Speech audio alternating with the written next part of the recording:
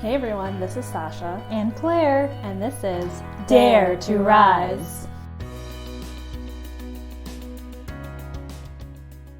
Hey everyone, thank you for joining us for another podcast. We know it's a challenging time out there for everyone, and we hope that you are all staying safe. We realize that practicing social distancing and staying home is important to prevent the spread of COVID-19. It is not always the best for our mental health. If you or someone you know is struggling, please reach out for help. There is a lifeline number, which is 1-800-273-8255. You can call for help. There are additional hotlines in our description where you can reach out for help. Please check out our description for all the available numbers. Stay safe, everyone. Today's podcast is about forgiveness. Forgiveness is important whether you're forgiving others or yourself. It's important for your health and well-being. According to a Psychology Today article, Live Longer by Practicing Forgiveness, written by Suzer Krauss Whitborn, PhD, practicing forgiveness can help you live longer. How does that help you live longer? Forgiveness not only has health benefits such as improving heart health, hormones, and immune system, but also has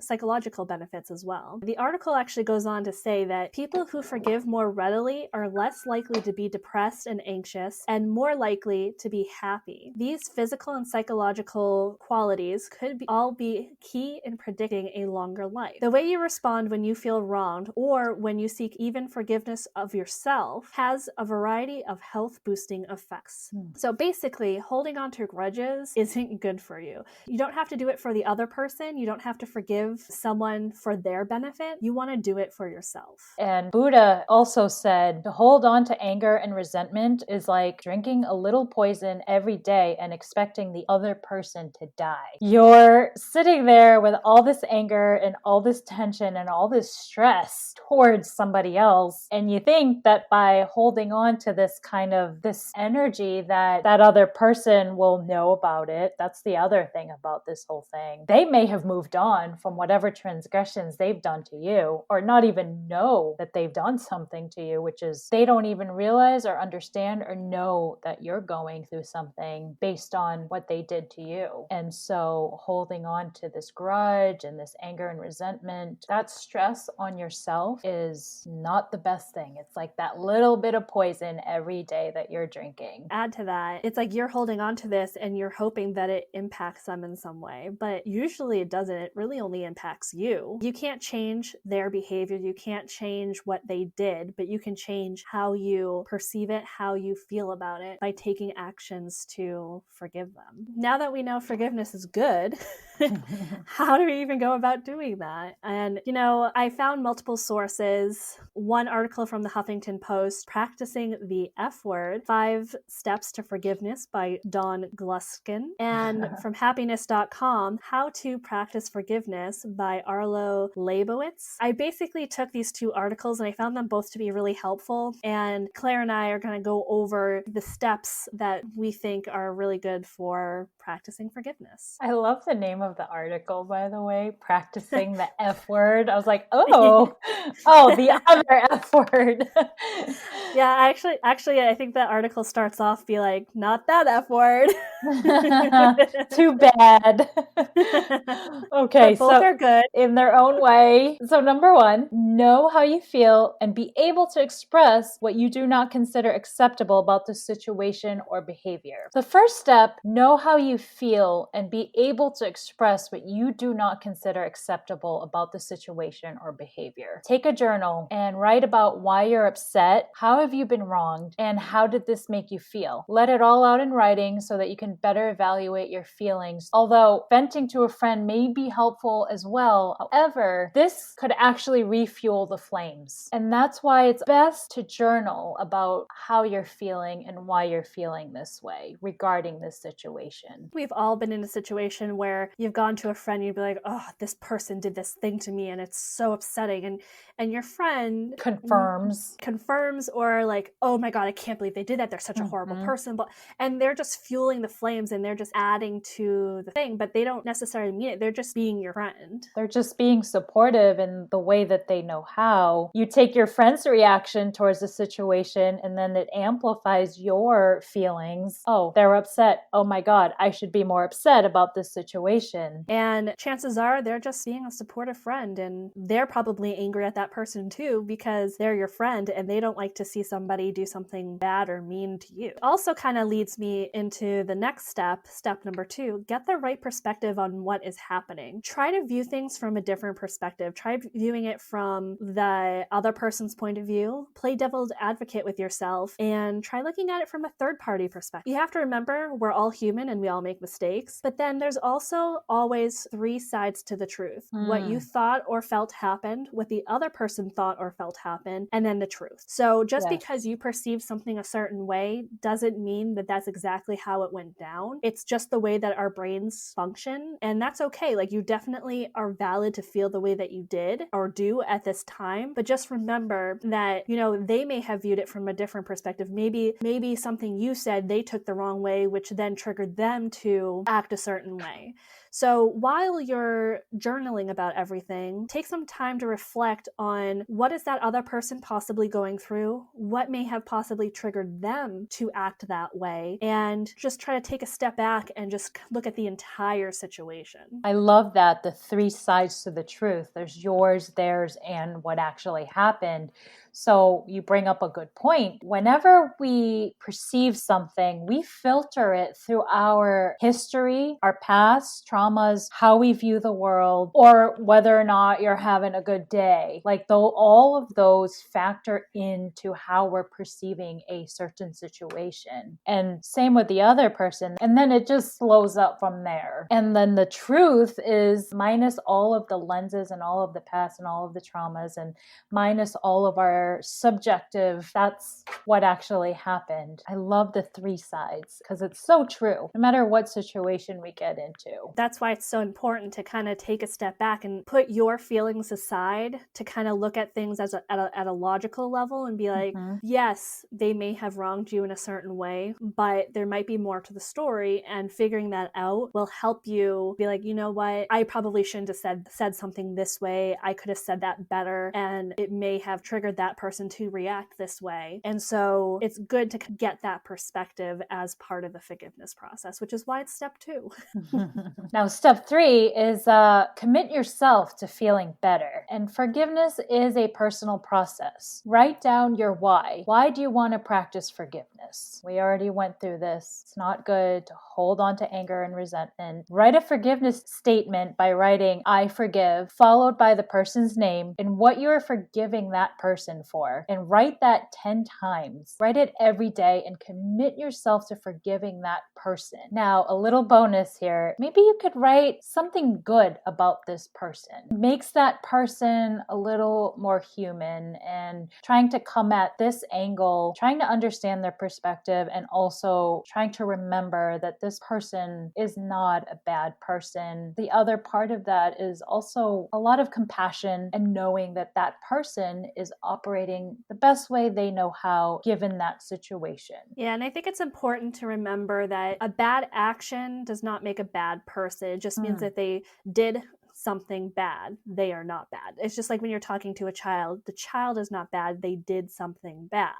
So it's important to remind yourself that yes, this action was bad, but they still have good qualities. And if you can focus on those good qualities over the bad qualities, it will help you see that person in a different light. Step number 4 is practicing stress management to soothe fight or flight by doing mindful breathing exercises, forgiveness meditation, taking a walk, or whatever else works. Sometimes when you are in a situation where somebody has wronged you and then you have to see them again, or you have to interact with them in some way, you might feel your emotions take over. You'll just like suddenly anger, hurt, fear just kind of rise to the surface, and you instantly want to say something hurtful to that person and kind of start up the fight again. So sometimes when you feel that coming, you feel those emotions coming, just be like, okay, just take a moment, breathe, remind yourself that whatever happened, you know know what, that was in the past. That's yesterday's news. It's not something that we need to focus on right now. Look for the future. We can choose right now how the rest of our relationship will go. As part of this, just remember it can take some time. And the first time you'll still feel this. The second time maybe it will be a little bit less. The third time even less. And by taking that moment to just breathe and remember that, you know what, it's okay that I'm having these feelings, but that was in the past. Another thing that you can do is after the fact, if you feel these emotions, and I mean, if you have the time to do it right when you're feeling these emotions, that's great. But if you can't, take to your journal again, run through steps 1 and 3, just continue practicing those steps and remembering that you have these emotions and everything will be okay. And just the more you practice the forgiveness, the more likely it is to take. One thing you might also want to do is re-listen to episode 5 of the podcast, because that's about cognitive distortions. And so a lot of these things where you have this anger and hurt and fear feelings when you see this person and you're starting to think negatively, that cognitive distortion episode can help you combat these negative thinking. You brought up a good point there about when you get upset with someone, your knee-jerk reaction is that you want to hurt this person right back. But then you also have to keep in mind that when you are hurting this person intentionally, you're actually hurting the relationship. Do you really want this relationship to suffer based on a transgression? You think you're hurting the person, but ultimately you're hurting the relationship. And then when you hurt the relationship, you're ultimately hurting yourself. And then also understanding and feeling like, okay, I'm feeling upset right now. Let me take a moment. Let me just let this feeling pass. And then from that point, once you've gone beyond that feeling, then you're at a better place, not looking at this situation based on just hurt and pain and anger and fear. And sometimes you can't control, sometimes something triggers you and you react instantly a certain way. So you might act based off of anger or hurt or fear instantly, but then afterwards you can take to your journal, talk about what happened and evaluate the situation, and then figure out, if this happens again, what can I do differently? And by having a plan on how you can react differently later on will help you act differently in the next time that situation comes up. That's taking your power back, evaluating the situation, and then knowing that you can then have a choice on how you act and not just taking the immediate first knee-jerk reaction in a situation. Because at the end of the day, I don't think any of us want to hurt intentionally other people. Step 5 is to put your energy into looking for ways to get your positive goals met instead of focusing on the experience that has hurt you. And sometimes, and we touched upon this earlier, is that it's helpful to change your thoughts completely, because when you change your thoughts, you change your behavior and therefore your actions. So if you find yourself thinking yet again about how or why this person has wronged you, then try to distract yourself with something more positive. Think about a goal that you're working towards, a vacation that you're planning, or your fur baby. I have my dog that gives you my kitty. They give you unconditional love and makes you happy. So instead of focusing all of your attention on the negative aspects and why this thing happened, and try to find things within your environment that do uplift you, that do make you happy. And another way to combat this is to think about things that you're grateful for. Gratitude is the antidote to feeling all of these negative emotions. It also reminds you that there is a lot of good in your life, no matter how negative you might feel in that moment. And hold on to that gratitude. We'll always remember that there are still positives. And sometimes when we get wrapped up in a certain emotion or a certain feeling or thinking, that it can feel like there's nothing good at all. With gratitude, it kind of gives you a chance to take a break from your negative thinking, actively think about things that are positive in your life. If you take the time to think about that, or better yet, write it down, you can refer back to that and be like, you know what, overall, things aren't that bad. Right now, amongst like the whole COVID-19 and social distancing thing going on right now, I'm grateful that Claire and I can can do this virtually, that we have a home to stay in, and that we have the capabilities to work from home. So even though it is a scary, troubling time, there are benefits and good things that are happening right now. Energy flows where attention goes. So if you're focused on the negative, unfortunately, you're just going to get more negative back. But if you shift your thinking, if you shift where you're focusing your attention on, you'll have more of that. So it's really all up to you and the choices that you make at the end of the day. By focusing on the negative and thinking that all is helpless, that actually distracts you from your goals. That distracts you from life. That just distracts you from what you're trying to create. And it distracts you also from the present moment of this life, of where there is richness and depth and joy. Why not focus on your projects? Don't lose your determination and drive because of the negativity and the being angry and resentful and hurt and all of the negative emotions. And this is interesting too. When you're holding on to the past, if you're holding on to past transgressions, the person that you're not forgiving, you're actually giving that person power over your life. If you're still hurt and it's keeping you from that joys of this present moment, the person who wronged you still has a hold on you and is controlling your life. They basically have the remote control to your life, and you're giving them the keys and giving them full permission to control you and control how you think and feel. That what you can control is you and you alone, and how you move about your world. What this really made me think about somebody having power over you because you're not forgiving them and you're keeping that anger inside of you reminds me, I don't know if anybody's a fan of the Big Bang Theory. In the Big Bang Theory, spoiler alert, Sheldon has a grudge with Will Wheaton and basically calls him his nemesis, and he put him on his nemesis list and stuff. And so he's constantly being angry at Will Wheaton, and he confronts Will Wheaton, and at one point Sheldon is yelling at Will Wheaton. Will Wheaton goes, "You know what this tells me? Is I'm living rent free right in there," and he points to his head. So yes. Basically he's living rent free in Sheldon's head because Sheldon is holding on to that grudge. That is the most expensive real estate out there, is hijacking someone's brain and their feelings and emotions and how they act or don't act. Yeah, so think about it that way. The more energy you spend thinking about that person, feeling anger towards that person, they're just living in your head rent free because you're allowing them to do that. And you know what? You don't want them there. You want them out of your head so that you can focus on the things that you want to do. Focus on, for us, a podcast or writing a book or spending time with your family. There's so many other better things you could be thinking of than the thing that person did to you 5 years ago. That concludes all the steps that we had, but there's always some additional things that you can take along for the journey of forgiveness. And one of those things brings us back to episode 5, cognitive distortions. We're bringing that up a lot because a lot of things that require you to forgive is kind of moving past some of these cognitive distortions that you have. One of these additional things that you need to do is give up expecting things from your life or other people that they do not give you. So what that means is there's a cognitive distortion called shoulds. Basically, you have a set of rules in your head that you think that you have to follow, other people have to follow, and the world needs to follow. In reality, you don't have control over other people, they don't have control over you, and you certainly do not have control over the world.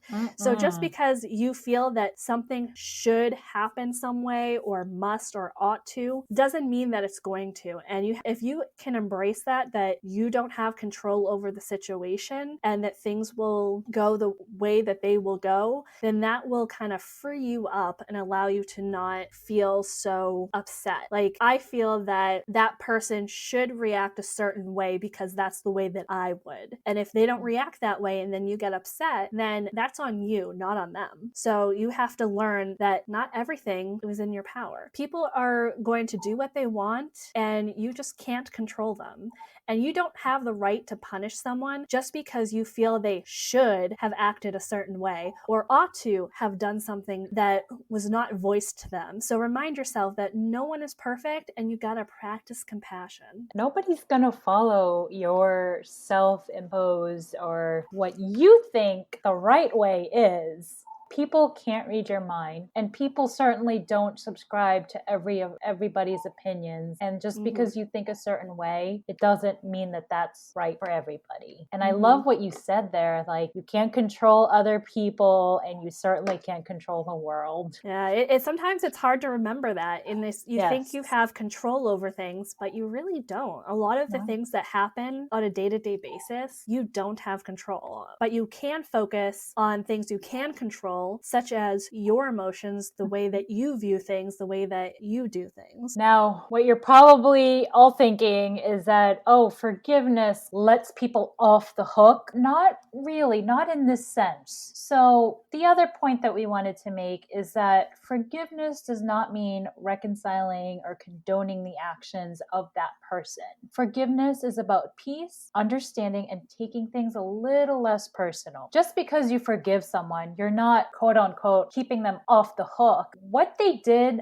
may have been still pretty shitty. I know I, for one, have had a pretty rough and shady past. Let's just say I've been through the ringer, both physical, psychological, and sexual abuse. And I am not at all advocating or condoning people's behaviors and treatment that I've endured. I have chosen to forgive them so that I could set myself free. And unless I let go and release this mental and emotional turmoil of the past, I'm still a mental prisoner of my past. I remember I would think about what happened in the past, and I would feel the same emotions. I would feel the same anger. I would feel all of the shame that I used to feel as if I was back in that moment. And as we talked about, when you are a prisoner to that past, you are distracted from your goals, your life, the world around you, and the joys that there are that are still here in this moment. And so I had a choice. I could keep myself stuck in the past, or I could set myself free and live in the vision of my future. I didn't want my past abusers to still be winning or controlling me and controlling my life and how I am moving about in my life. And so I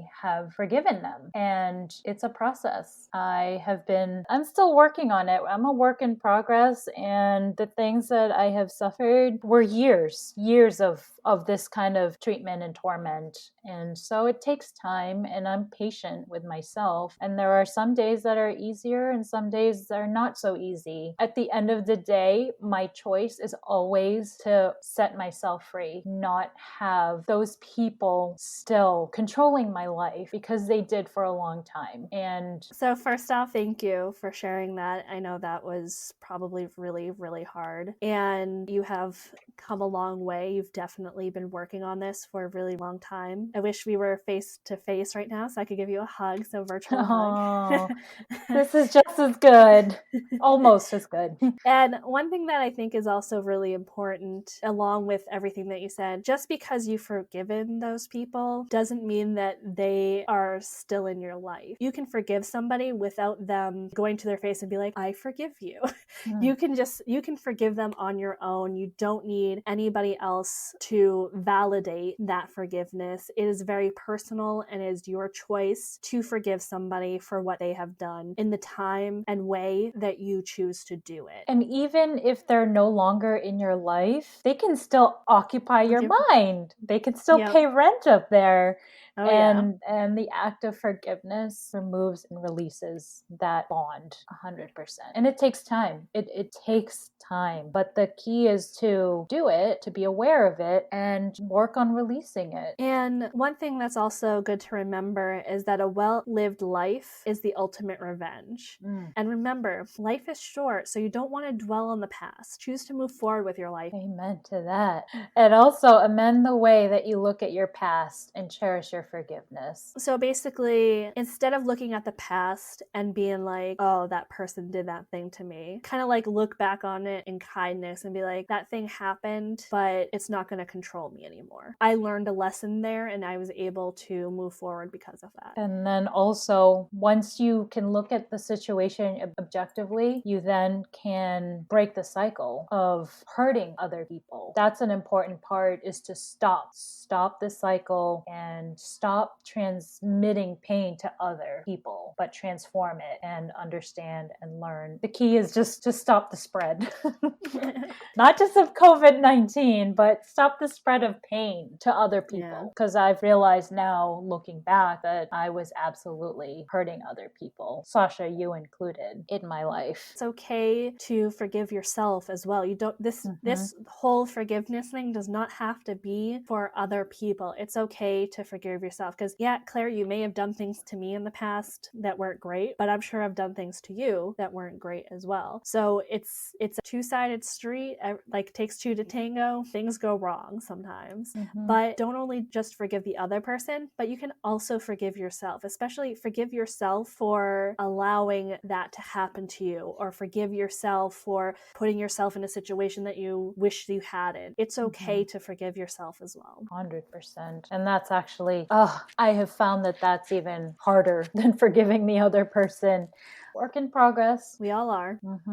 So you've talked a little bit about your forgiveness journey and things that people you have chosen to forgive. And for me, I just want to say it's not perfect. I don't hate many people. I'm not typically one to hold on to grudges. I try not to. The only grudges that I've held on to are things that became daily occurrences of mental abuse or wrongdoings, but like one-off situations usually don't seem to bother me. So usually when I say the word hate, there haven't been many people I have hated in my life. I could probably count them all on one hand and probably wouldn't even fill one hand. I have somebody in my life that I hate very much, and I can't figure out how to forgive them right now. And it's not really good. It's not a good thing to have, like, actually be hating somebody. So how am I going to forgive this person? I haven't gotten to the point where I'm forgiving this person because it's so cringeworthy, them being in my life, and I have no control over that. I'm going to go through those steps 1 through 5. Journal about my feelings, try to think things through his perspective, commit myself to forgiveness, practice stress management, and put my energy into something positive and write down what I'm grateful for. So what I want to do over this next couple of weeks or months, however long it goes, this is the perfect time to take the opportunity to focus on forgiving this person. And then I also need to remind myself that this is a marathon, not a sprint. I must allow myself time to heal, even if there are setbacks. And just because you say that you forgive someone, it doesn't mean that you've released it yet. And it, like you said, it takes